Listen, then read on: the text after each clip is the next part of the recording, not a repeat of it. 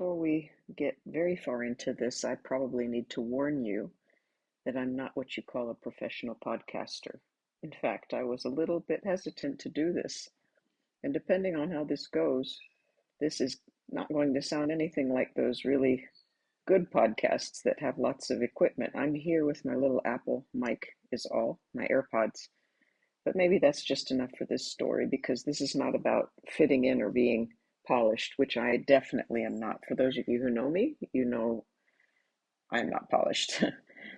And I grew up feeling unpolished, feeling rough around the edges, feeling like a misfit as I grew up between cultures and languages and continents and nations. I really felt over the years that I didn't fit really anywhere. And it was difficult for a number of years, but as time went by and as the years give us perspective as they do, and I'm not going to tell you how many years, I started to realize that there's something important, more important at play here. I don't think I was really meant to fit in, and maybe I wasn't a misfit after all. Perhaps I was just a pilgrim.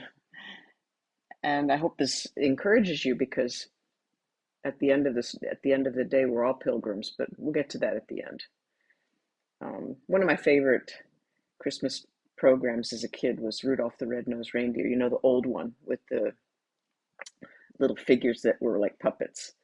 And in those days, when I watched those Christmas shows, it wasn't like it is today where you can go onto YouTube or you can go onto any on-demand service and watch whatever you want to.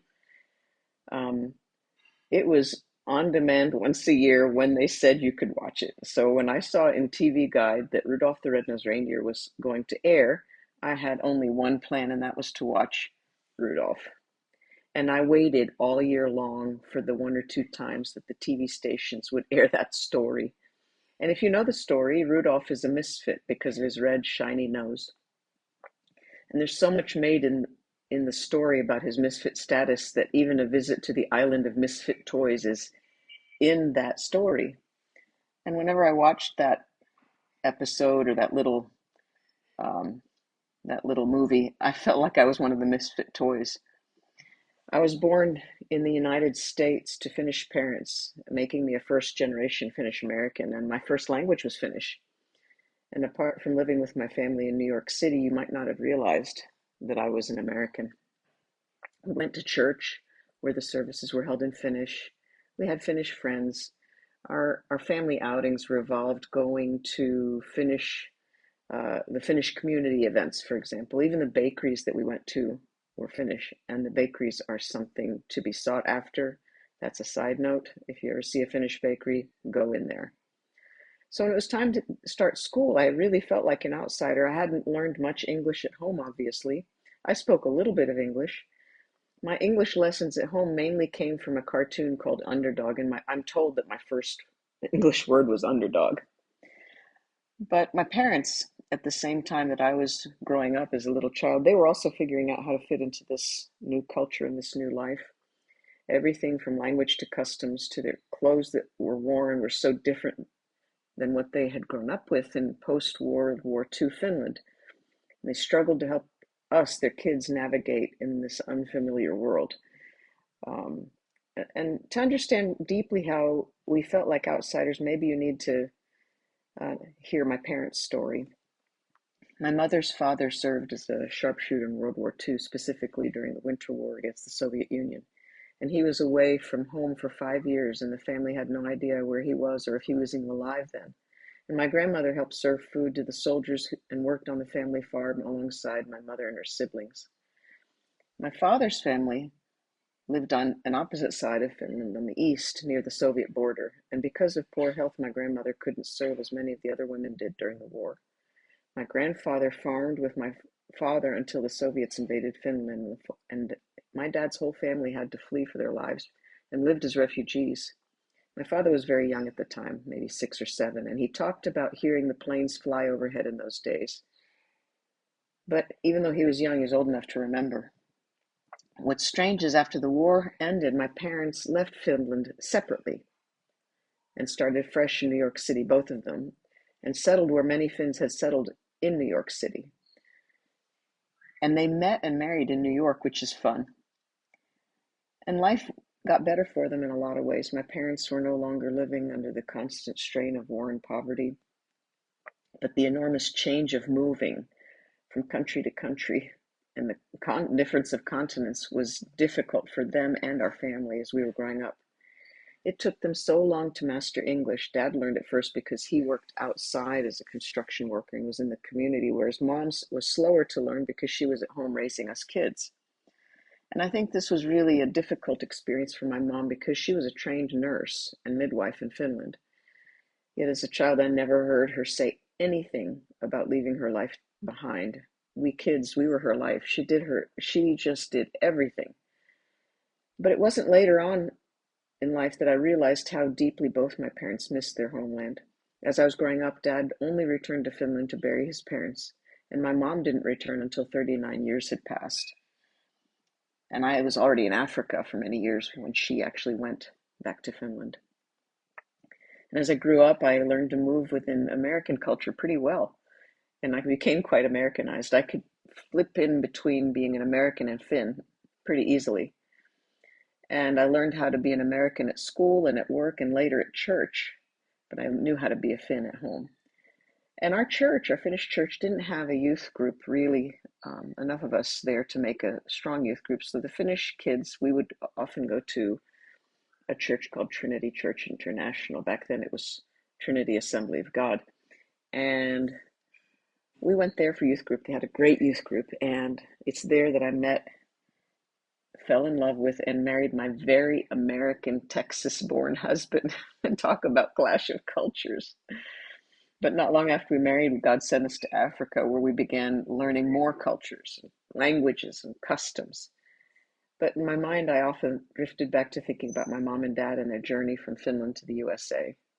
And as Jamie and I, my husband, adjusted to life so far from home, I actually mourned over my parents and for my parents and began to understand how difficult those early years must have been for them.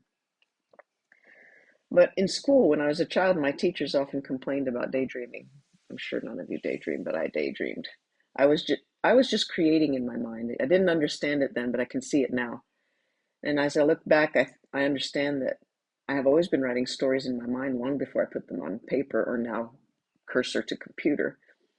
My first piece that I remember, I wrote in fifth grade. It was a fable. We were charged in English to write a fable about how snakes lost their legs. And in my story, snakes once had legs, but were chased by hunters who eventually shot their legs off, and that's how they lost their legs. And somehow this unusual explanation earned me an A and surprised my teacher, who had no idea that such strange little stories were brewing in my little mind. And as the years passed, I began to write more and more, and it became one of the ways I processed the world around me and was able to express what was going on inside of me. Growing up between cultures and later living overseas in Africa stirred so many thoughts inside of me and questions. Often my mind just moved my hands to write.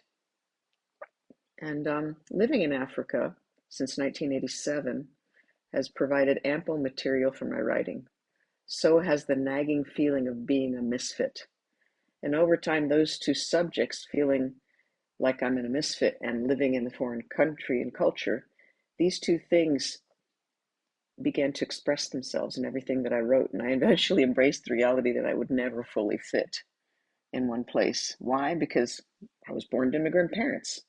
That alone brought challenges and made me an easy target for bullying as a child, which I experienced. I learned my home country's language and culture while living as an immigrant.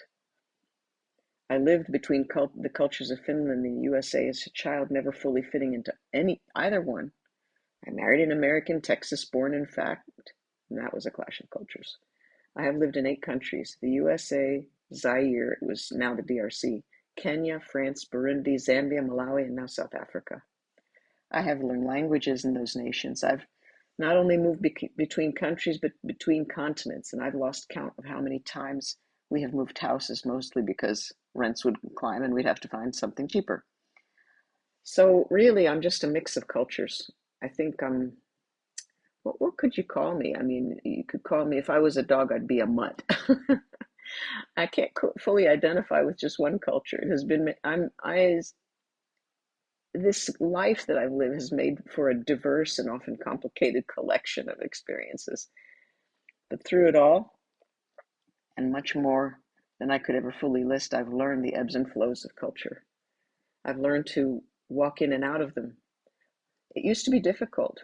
Even now, when I'm getting ready to travel to the United States in about a month, and I'm here in South Africa right now, and I know when I hit the ground in the United States, there'll be so many differences, so many things that are different, and it'll take a couple of days to adjust, but I adjust pretty easily. But more important than any of that is I've gained a deep appreciation for the image of God that's reflected through such variety around the world. There's a piece of God's image in each and every culture that I've been in, and in every culture around the world. So then my writing style shifted, and I began writing about this eclectic life through my lens of culture. Writing, it became a place where these two worlds and all of the worlds that I've lived in can meet. And that lens is more like a prism reflecting the many colors and layers of life that I've lived. And the scripture that's become dear to me is from Hebrews chapter 11, verses 13 and 14. This is the New King James Version. These all died in faith, not having received the promises, but having seen them afar off, were assured of them, embraced them, and confessed that they were strangers and pilgrims on the earth. For those who say such things declare plainly that they seek a homeland. Now, a number of years later, I can see that God used all of these experiences, and there's many of them, to remind me that I and all of those whose hope is in Jesus were pilgrims. We don't actually belong on this earth. We're just passing through. I have an entire company of fellow travelers, you included, who are walking this road with me.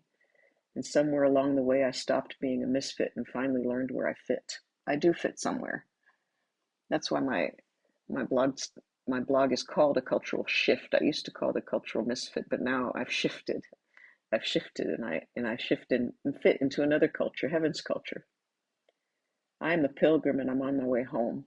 I just happen to pass through many places along the journey. I'm never going to be at home in this world, but I am very certain of where I'm headed.